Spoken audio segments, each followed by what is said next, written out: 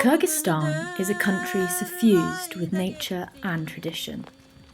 Despite previous Soviet influence, it has preserved its rich nomadic heritage, with the majority of Kyrgyz families still living semi-nomadic lifestyles.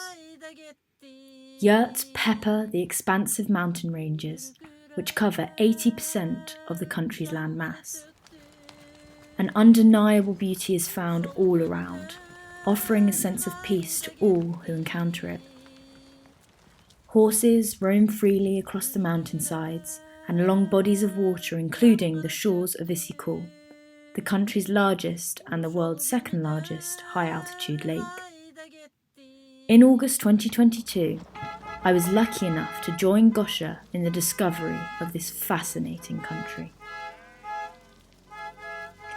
Our journey started in Kyrgyzstan's capital city, Bishkek, after which we travelled to Cholpon-Ata, a small town on the shore of Issyk-Kul Lake.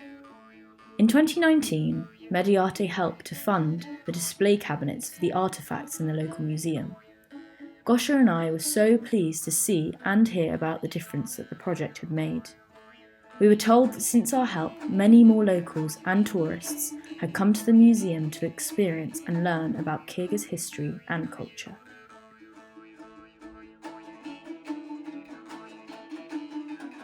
This time, our mission was to set up a new project, looking to further protect the Kyrgyz culture.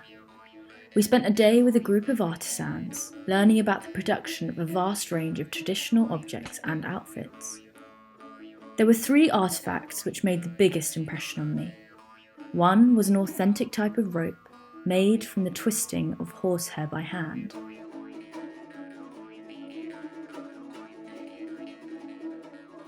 The second, a long woven band traditionally crafted for the decoration of yurts called an urmok.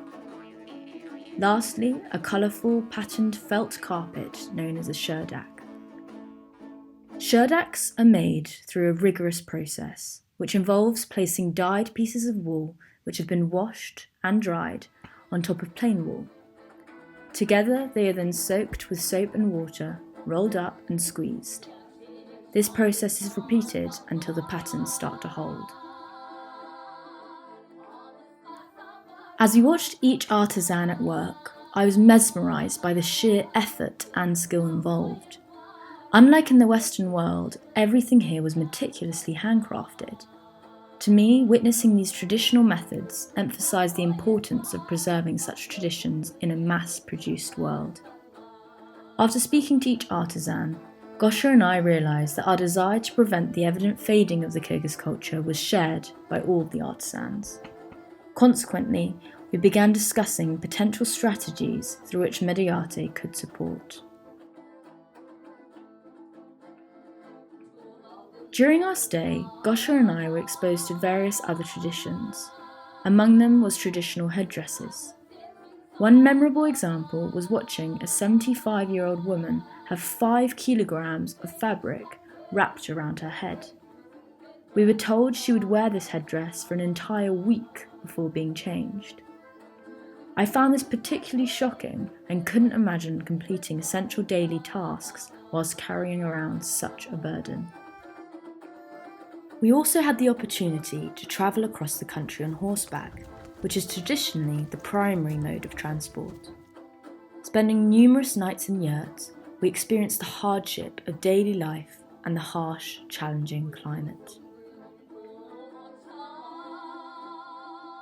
However, this was rewarded by the beauty of the surrounding mountains and the unspoilt wilderness, which brought us a lot closer to understanding the mindset of the local population.